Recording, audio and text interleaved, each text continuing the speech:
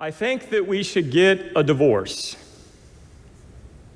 Those are the only words that April heard John say.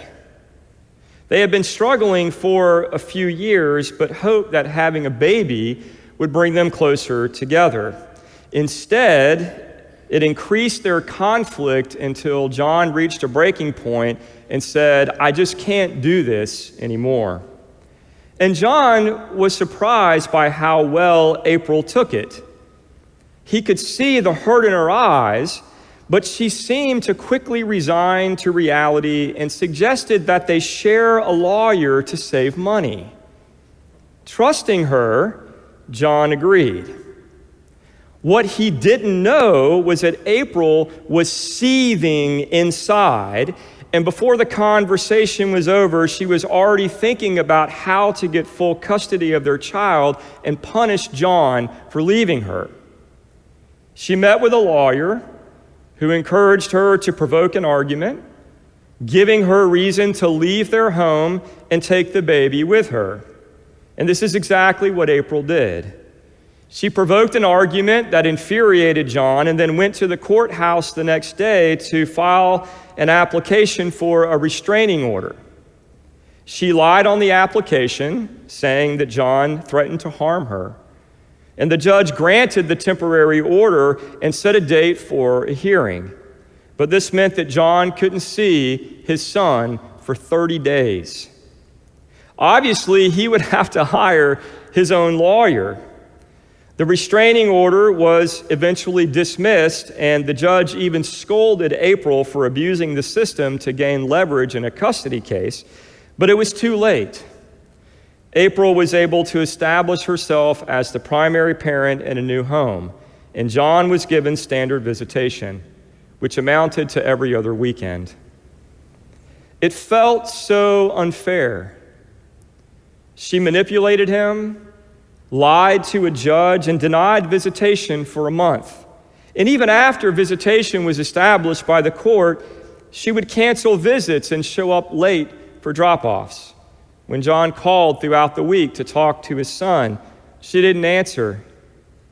April made John's life a living hell, and there seemed to be no accountability, no consequences. And something changed inside of John. He went from being a happy-go-lucky, positive guy to being depressed and angry. He fantasized about ways that he could get even. He could tell everyone in their circles of friends how she had treated him unfairly and hurt their child. He could slash her tires or pour sugar in her gas tank. He could lie to a judge and accuse her of abuse, or just take off one weekend during a visit and never come back.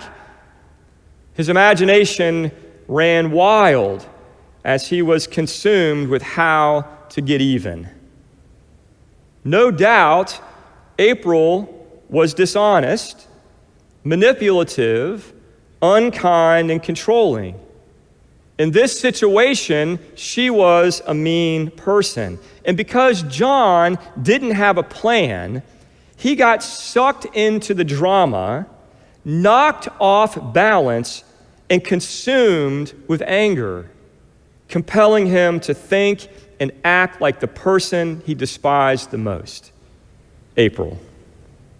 As you can imagine, things just continued to get worse. And to this day, they see each other as enemies, even though their son is an adult. Today, we start a new series on how to deal with mean people. And we all know what these people look like, don't we? Sometimes it's us, but for this morning, we'll put that aside. And remember that mean people tend to be selfish, unkind, and unpleasant. They use others to get what they want by any means necessary. They are willing to lie, cheat, and manipulate if it will help them to advance their agenda. Mean people will try to control you with shame, guilt, or anger. They seem to enjoy poking at your insecurities and watching you squirm because it makes them feel powerful. They can monopolize your time with negativity, nastiness, and complaints. And they will leverage anything they can to get ahead. They will leverage you with money. They will try to control you through the court system, the homeowners association, or the personnel and policy handbook. They will even leverage your relationship with your children or grandchildren. So when we see a mean person coming our way, we do all that we can to escape. And this message series is about how to respond to these kinds of people in a way that honors God and diminishes their power over you.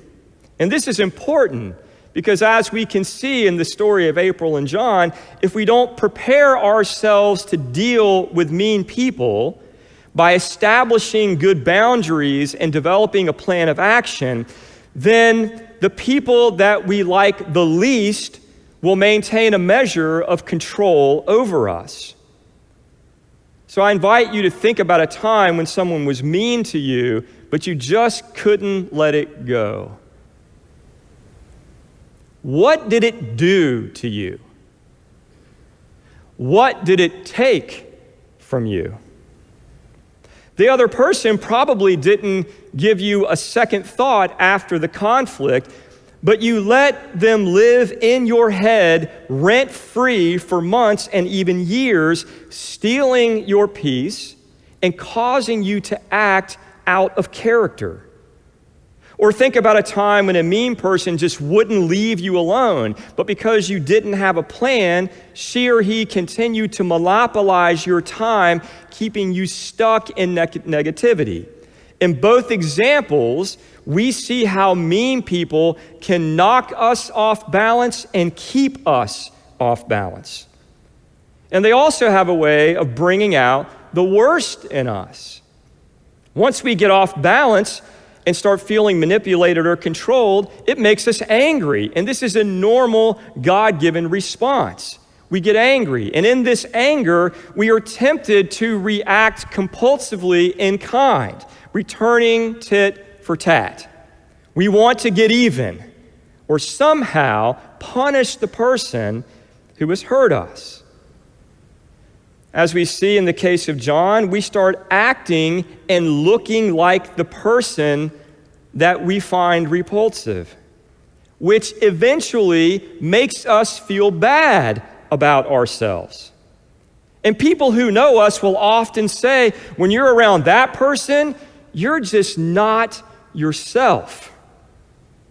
Again, without good boundaries and a plan to deal with mean people, our initial impulse will almost always be to get even, to do something to hurt them as they have hurt us.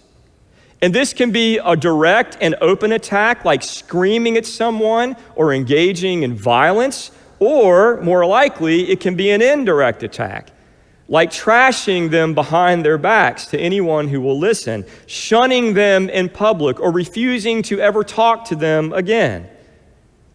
Regardless, the idea of doing good to these people strikes us as ridiculous and unfair. And this creates a problem, because as Christians, we seek to follow the golden rule. Do unto others as you would have them do unto you. And this rule seems great until someone hurts us. And then we want to ditch the golden rule for the iron rule. Do unto others as they have done unto you. When we are threatened, this is what feels safe. It's what feels just. It's what feels natural and easy. We don't want to be one down. We want to get even. But the Bible, along with our own experience, teaches that when we try to get even, it multiplies our problems. First, Even is not possible when we are in oppositional conflict. Because what feels like even to you always feels like one down to them, and vice versa. And this creates a vicious circle.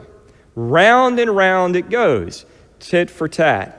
And all of us knows what this is like because at some point we've been caught up in it. Second, do you really want to be even with someone that you loathe? Do you really want to be like them? Because getting even is being like them. It's getting on their level. Getting even remakes us in the image of our enemy. So getting even is a bad option, but ignoring mean people rarely works either. There is a sense in which ignoring bad behavior gives it permission. If there is zero pushback or accountability, then many people will ratchet up their meanness, thinking that more is required to get you to break and to accomplish their purposes. And we can only take so much, right?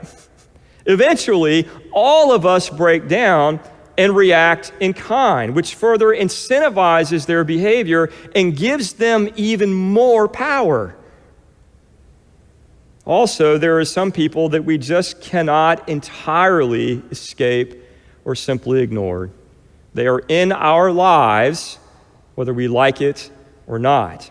So how do we respond to mean people who try to hook us into this destructive dance? Maybe it's an ex-wife or an ex-husband.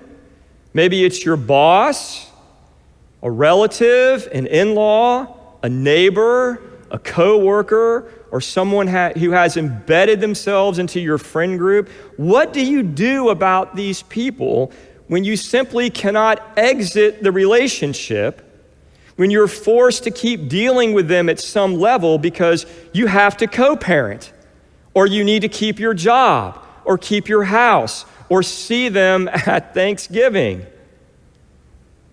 If getting even and ignoring them doesn't work, what can we do? And fortunately, there is a third option. A third option that will honor God, and a third option that will decrease their power over you and allow you to guard and protect your heart and your mind. A way that will empower you to live into your own values and not act out of character. And while this third way is clearly taught and modeled by Jesus, it is also taught and modeled in the Old Testament by someone whose life intersected with King David. Before he was King David, and while he was on the run as a fugitive. So you may remember, if you've read the story of David, that after he fought Goliath as a teenager, he became a national hero in ancient Israel. So the current king, King Saul, drew him close so that he could keep an eye on him. Eventually, King Saul heard the story of a prophet who went to the house of Jesse and anointed David when he was a young boy to be the next king. And this was a big problem for Saul because he wanted to finish out his time as king, and David had gained popularity with the people. Saul also wanted his son Jonathan to be heir to the throne, but what if David challenged this by claiming to be the Lord's true anointed? So to take care of the problem, Saul tries to kill David, but David escaped, and he went on the run as a fugitive. In the wilderness, he attracts other angry outlaws and forms a militia army of about 600 men, including their wives and children. As outcasts, they all had a beef with King Saul, and they had no place to really call home. But King Saul was untouchable. So they found other people on which to take out their frustration and anger. Isn't it funny how we do this? If your boss mistreats you, but you can't go after your boss because you need your job, it's easy to come home and take it out on your family. And what I want to do this morning is read this story in the Old Testament, taken from 1 Samuel 25, so that we can see how David and his men found the perfect victim. The story begins like this.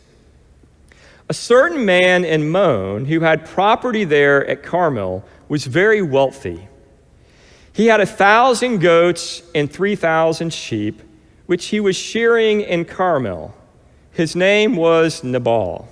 Now, sheep shearing in ancient Israel was the time when the wealthy got to see how rich they were and how much more wealth they were going to gain based on the number of sheep that were sheared and how much product they would have to sell. So this was a really good day for Nabal, because with all those sheep, he was going to be much richer this year than he was last year. The story continues. His name was Nabal, and his wife's name was Abigail. She was an intelligent and beautiful woman, but her husband was surly and mean in his dealings. Nabal was mean. He was a hard man to deal with.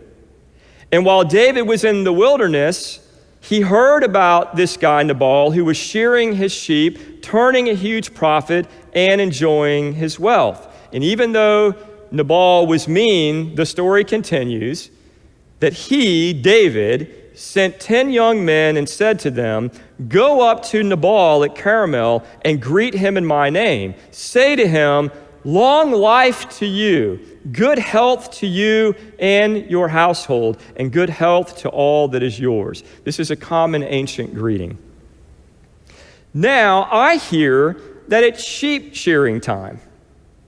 When your shepherds were with us, remember, David was living out in the wilderness, and Nabal's men would have had to go and graze the sheep out in the wilderness. And he says that when your shepherds were with us, we did not mistreat them. And the whole time they were at Carmel, nothing of theirs was missing. In other words, while your men were in the wilderness watching your flocks, our men were all around them, and we never took anything. We didn't let anyone else rob them either. So there is a sense, David is saying, there is a sense in which your profit is partly due to our protection. He goes on to say, "Therefore, be favorable to my men, since we come at festive time. Please give your servants and your son David whatever you can find for them." Again, David is saying, you have extra. We helped you create that extra, and we hope that you will share with us. So, when David's men arrived, they gave Nabal this message in David's name. And then they waited, and they waited, and they waited. After keeping David waiting for a very long time, he eventually responds to David's servants saying this, "Who is David? Who is this son of Jesse? Many servants are breaking away from their masters these days. Why should I take my bread and water and the meat that I have slaughtered for my shearers and give it to men who are coming from who knows where?" And this response was very unwise because Nabal knew exactly who David was. Now, this might be hard to accept because when we think about David, we think of him mainly as the king of Israel. But he was a fierce and violent warrior. He was someone not to be trifled with. While living as a refugee in the wilderness, he regularly raided Philistine villages and would murder everyone in the village. If you don't believe me, just look at 1 Samuel chapter 27, verse 9, where it describes David's behavior. It says, whenever David attacked an area, he did not leave a man or woman alive, but took sheep and cattle, donkeys and camels and clothes. And Nabal knew David's reputation. So when he said, "Who is this David?" he was being mean. He was insulting David by calling him a nobody. He was saying, I didn't ask for this nobody's help. I don't need it, and I don't owe anything to him. So I'm not going to share. Buzz off, David. And it was a huge mistake. David's men turned around and went back to tell David exactly what Nabal said, word for word, and David reacted in anger. He said to his men, "Each of you strap on your sword." So they did, and David strapped on his as well. About 400 men went up with David, while 200 stayed with the supplies. In an overreaction of epic proportions, David essentially says, if you mess with me, you are going to pay big time. And after he reacts in this way, he does what we do.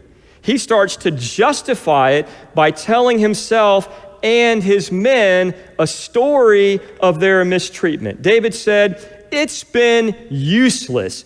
All of my watching over this fellow's property in the wilderness so that nothing of it was missing. He has paid me back evil for good. He has returned evil for good. And now I will return evil for evil, and I am justified in doing so." So just get ready. Then he says, "May God deal with me, be it ever so severely, if by morning I leave alive one male of all who belong to him." In other words, I'm going to kill him, I'm going to kill his male servants, and I'm going to kill his sons. And that will teach him who he's messing with. David was about to bring a massacre. A massacre, unless something interrupts his compulsive reaction. And we're going to stop here in the story. We're going to pause, and we're going to pick up the rest of this story next week to see what happens. Asking, will something stop David? Will this be the outcome, the massacre, or will something else happen? Will something create enough space for him to reconsider and instead of compulsively react in anger, allow him to carefully respond in a way that honors God? And you're going to have to come back next week to see. But I want to pause here because all of us knows how David felt. If you know what I'm talking about, say amen. You're in church, folks. If you know what I'm talking about, say amen. We all know what this is like. It's very human. It's very natural. Someone hurts us, our imagination gets going. I can't tell you how many people have made me mad, and I've thought about all these different scenarios when I kind of recreate what happened, and I'm the one who's strong and powerful, and I'm the one who tells them off, and I'm the one that hits them really hard and knocks them down, right? Our imagination gets going. This is what is natural. It makes us feel powerful. All of us have been on the receiving end of betrayal and wrongdoing. And we know what it's like to be triggered and to at least want to lash out. in disproportionate ways to feel powerful and to teach the other person a lesson. And when this happens, we can either compulsively react or we can slow down. We can pause. We can think. And we can pray so that we're not reacting, we are responding. And this is our choice. React or respond. And if we can pause long enough to ask ourselves a few questions before acting on our first impulse, it can help us to respond in ways that honor God and also diminish the power of mean people that we're forced to deal with. Now, I'm going to present these 4 questions in just a minute, and it's very tempting for us to be thinking about how other people should be reflecting on these questions, how other people should be answering these questions. You know what I'm talking about, right? If you're here with your spouse, you might, especially if you've had an argument this week, you might be thinking, yeah, I wish she would think about that question, right? I don't want you to do that, right? I want you to awaken to the presence of God in this moment, and I want you to try to move to the center of your heart and to honestly ask yourself these questions in a personal way so that you can wrestle with them and get smarter about how to deal with the mean people in your life. And I want to say, too, that if you're parents here this morning or grandparents who have a lot of influence over your grandchildren, it's so important to teach your kids and grandkids these questions because you know, especially when they get to middle school and high school, they are going to have to deal with mean people. And just like us, their initial reaction is going to be to simply take it, become a doormat, or to return evil for evil. And so not only do I encourage you to ask these questions to yourself, but to be prepared to teach them to your children. So here's question number 1. Do you really want to be even with someone that you don't even like? Remember that getting even doesn't end the cycle of conflict and violence. It perpetuates it. And in the process, you start looking like the person you despise. So do you really want to be even with someone that you don't even like? Second, instead of getting even, wouldn't you rather get ahead? Wouldn't you prefer to elevate and to respond in a way that reflects your true character, that reflects your true values, instead of stooping down to their level and acting like them? And the only way for you to get ahead is to refuse to get even. Third, when this is all over, what kind of story do you want to tell? And will you be proud to tell that story? What kind of story do you want to tell your children? And will that story model for them ways that honor God, ways that empower them to deal with the mean people in their life? What kind of story do you want to tell your grandchildren? And will you be proud to tell that story? Then the fourth question, and this is the most difficult one, is this: what would it look like to return good for evil? Again, this is an extremely difficult question because the last thing that we want to do when someone hurts us is do good to them. And when that thought comes into our brain, we immediately think, that's crazy. Why would I do that? That's just going to empower them. They're going to keep hurting me. I'm going to become a doormat. Why in the world would I do something so unfair? And so it's a hard question because it seems unfair. However, it is the only on-ramp to the final solution. It is the only on-ramp for the solution. And if you are a Jesus follower, you cannot dodge this question. Now, if you're here because someone brought you here and you don't claim to be a follower of Jesus and you don't want to be a follower of Jesus, perhaps you're off the hook here. But if you want to be a follower of Jesus, you cannot dodge this question because Jesus doesn't simply say to tolerate the meanness. He doesn't say simply to ignore the meanness, even to forgive the meanness, but to love your enemies and do good to them. Now, at this point, I want you to take a deep breath because I'm not asking you to really do anything in relation to a mean person in your life. I'm simply asking you to conduct a thought experiment. We'll talk about action next week. So if you're not here, I'll know why. Okay.